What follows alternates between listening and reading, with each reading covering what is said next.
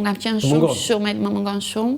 Unë mendoj se akoma se kam elaboruar luton, apo ato që ndjen kur hum dikë, sepse nuk kam qarë aq sa duhet, pasi në varimin e babit kisha dhe njerëz të rëndësishëm që nuk doja t'i tregoja se unë po kaloj në mënyrë dështirë. Më fal, të kërkoj ndjes. Jo, nuk ka problem, unë të kuptoj shumë mirë, po unë të kërkoj ndjes, po unë do ta vija fotografinë e Bedriut edhe sikur të kisha ty përpara dhe një gazetar çfarëdo të sportit. Jo, unë të falenderoj se je dëgjoj, një nga gjërat më të këqija të këtij vendi është se haresa po mbyll gjithçka. Dhe kur kujtohesh është gjëja më e bukur. Dhe unë të falenderoj që ti ma kujton babin, më ke folur gjithmonë mjaft mirë për babin. Nuk donte Alba intervistë me mua. Sa i thash unë intervistë do flas për Bedriun, për babin tënd. Stop, tha tani po. Kështu ke thënë. Mos e vërtet. Tani po. Mos e vërtet, sepse jetojmë në një shoqëri mjaft të dhunshme dhe jo se unë ju njoh, ne kemi qenë kolegë, kemi punuar në një redaksi për vite, unë isha korespondente nga larg, nuk kishim mundësi të kontaktonim, por kemi pasur respekt reciprok se puna e redaksisë na bënte. Por me babim ke preku pikën e dobët. U dorëzua fare, sa thash, do flasim për babin, dhe unë ta them këtë me, jo thjesht për karrem, për intervistë, ta thash me shpirt, dhe prova ishte kjo. Patyshim. Tani, sa libra ka botuar babi? E 10, ka akoma ende të botuar. Të pa botuar? Të pa botosh? Patjetër, mi kalon amanet. Sa bukur. Unë biles të bëj dhe një rrëfim tjetër, unë sa herë hap librarin e babit. Bibliotekën? Bibliotekën, në fakt, bibliotekën e babit, unë e kam shumë të vështirë të hap ato, sepse ai ka pasur një gjë mjaft të bukur që nuk përdorte shumë kompjuterin. Kompjuterin e përdorte në fazën kur ai e kishte mbyllur një libër. Shkruante dhe letra. Po, dhe unë kur e shikoj ato dorëshkrimet e tij. Është babi aty. Unë kam edhe një ditar të fundit, që ai mbante gjithmonë ditar. Unë rreth 4 muaj të fundit të jetës së tij u transferova në Tiranë sepse prindrit kishin nevojë për dikë. Motra kishte vajzën e vogël dhe unë isha personi më adapt për ta ndihmuar në atë moment vështirë të shëndetit.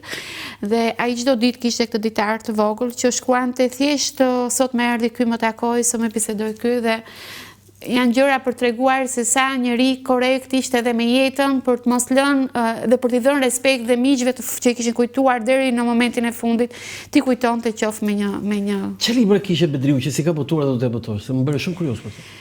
Po ka shumë. Jo, lidhet me Tiranën, me Tiranën, patjetër, me figurë, me Tiranën, me figurë, me historikun e Tiranës, lidhet me mjaft ribotime, rishikime. Ai kishte në plan e ka ribotuar Broadway-n, ka sjellur Broadway-n e Tiranës, ka sjellur materiale të reja. Të gjitha këto librat janë libra mjaft të shitur që nuk gjenden më në treg. Mua më telefonojnë edhe nga jashtë Shqipërisë që kërkojnë librat e babait, saqë mua më vjen keq se nuk gjenden më në treg dhe nuk duhet. Ti do të bësh ribotimin? Patjetër. Edhe Tirana e përgjakur është mjaft e kërkuar. Ose mund të bësh një kolan. Një kolan. Një kolan, që e meriton Bedri Ali Mehmeti. E meriton, por të thash, gjendja shpirtërore nuk ka qenë adapte, sepse thash sa herë që hap bibliotekën e tij, por është ma kalon amanet dhe unë do ta çoj deri në fund. Bravo. Foto tjetër? Ismet Bellova. Të dy nuk jetojnë. Të dy nuk jetojnë. Babi ishte miq, pinte gjithmonë kafe me të, ai ishte një person i cili vlerësonte shumë emrat e gazetarisë sportive shqiptare, që i kanë dhënë sportit shqiptar, mësonte shumë nga ata. Babi ishte një nga ato gazetarë sportiv që i griste këpucët duke shkuar jo vetëm për të parë Tiranën apo ndeshjen e futbollit për ato që punonte në stadium, po shkonte çdo ditë dhe në stërvitje. Domethënë ai dokumentonte gjithçka, shkruante gjithçka. Nga ato gazetarë që unë e kam shkruar, prandaj ta përmenda faktin se sot shohim një lloj gazetarie që shkruajnë për ndeshjen duke parë nga televizori. Kurse ai më ka mësuar që po nuk grise ato këpucë, të ecësh, të kërkosh, të shkosh tikek lajmi, të shkosh tikek ajo që kanë dhënë për detyrë, nuk mund bëhesh dot gazetar. Foto tjetër?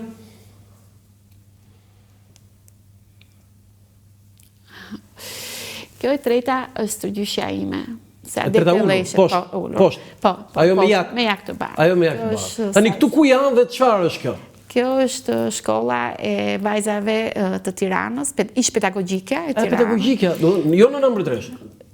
Po, në Mbretëresha. E pra në Mbretëresha? Në Mbretëresha, po. Ishte akoma se ajo... Në Mbretëresha. E pra, në Mbretëresha. Aty është gjyshja jote? Gjyshja ime. Unë këtë foto ja mora babit, pasi gjithmonë lexoja në rrjetet sociale për fyerje ndaj qytetit Tiranës, ndaj komunitetit Tiranës. Si ishte kjo, më falë? Fyerje ndaj komunitetit Tiranës. Kushe fynte? Jo, në rrjetet sociale ka një lloj... E ti të përroj psiqik, thua ti? Jo. Mallkuar qofshin ata që shajnë Tiranën, e sidomos e të ardhurit, se unë e them për herë, unë jam nga ata, se s'dua të marr, po unë do kisha qef të më jepnin kështu në një titull kështu që unë e duam shumë Tiranën nga të ardhurit. Do të them që Tirana është kryeqytet, është fat për gjithë ne. Dhe këtu për të treguar që gjyshja ime mund të qenë 16 vjeç. Si quhej? Sadet Telleshi, ajo e cila si pushkatuan babain në derën e shtëpisë. Derën e shtëpisë. Shkonte në shkollë dhe ndoshta do të ishte sot edhe një profesioniste mjaft e mirë nëse nuk do të ishte vrarë, pushkatuar babai dhe nëse familja nuk ishte hyrë në rutinë. Arriti ajo të bëjë mësuese sepse nga kjo shkollë mësuese dilnin? Po, nuk arrit të bëj, sepse pas pushkatimit të riatit, familja mori një rrugtim të trisht për shkak të persekutim. Jo, nuk u internuan, por ajo i dedikoi jetës së familjes. Dhe më pas martesës dhe arrestimit të bashkëshortit. A i kanë arrestuar dhe bashkëshortin? Po, babai gjyshi im pra babai... Gjyshi, do të thëmë, po, se i vran babain? Pas ta arrestuan dhe bashkëshortin, pas u martua, dhe jeta e saj... Babai Bedriut? Po, babai Bedriut, u lidh me një makinë qepse Singer, për cilën dhe unë kam shumë kujtime, kur ajo nisi të qepte për të mbajtur ekonomikisht familjen. Dhe unë kam, është gjyshja e familjes e shtëpisë, unë jam rritur me të, mua më thoshte princesha jonë, unë nuk e kuptoja atëherë, që është kjo fjalë princeshë, nuk arria të kuptoja, kur rrita kuptova se për princesha ata e përdornin për të treguar portën e mirë, derën e mirë të familjes nga kuvia, dhe gjyshja gjithmonë nuk më thriste me emër, po më thriste princesha, këtë e bëra për princeshën, ishte një lloj mënyrë. Alba, kështë të vuri emri, mos më thoj gjyshja? Jo, emri ma ka dhënë Xhaxhai, pasi ne kemi këtë lloj që kur ndodh një gjë e bukur, japim antarit familjes që është më larg të mundësinë që të jetë pranë ne. Xhaxhai atëherë ka qenë ushtar, edhe më mend që unë kur linda isha mbesa e parë mbas një kalvari mjaft të rëndë të familjes në persekutimin e regjimit komunist. Xhaxhai im, që ishte ushtar, tha, do t'ja vëjmë emrin Albana, dhe unë mora emrin. Ti ke Albana? Unë e kam Albana. Albana? Po. Përsëri, bukur.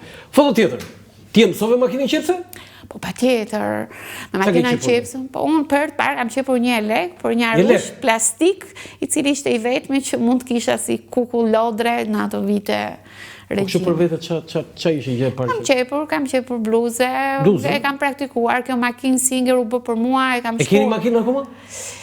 E ka halla, e kemi, po unë e kam shkruar në librin tim Dasma Tiranëse se makina Singer u bë për mua këndimi preferuar i lojrave. Pasi unë qohesha në mëngjes dhe dëgjoja të zhumën e makinës ku gjyshja ime qepte, dhe kur ajo e linte hyja unë për të bërë diçka. Pra ishte dhe mbi jetesën ato vitet e errta. Unë të kuptoj shumë mirë sepse të njëjtën gjë kam përjetuar në shtëpinë time. Plaçka e parë, si thoshin çifti i ri i prindërve të mi, ka qenë jo televizor, por makina qepse. Mori mamaja makinë qepse dhe ne e kishim kështu si meka e vogël aty rrotulloheshim gjithë ajo. Me ato deri te ato, si thua, gishtëzat për të mos çuar, për mos u çuar. Nga ato deri pasaj te tjerët. Alba, ç'është Tirana për ty? Shoh se këtu duket më bukur, se është hapur atje. Tirana për mua është gjithçka. Unë Tirana, sidomos kjo fotografi që ti ke zgjedhur, është ajo çka dhimbje.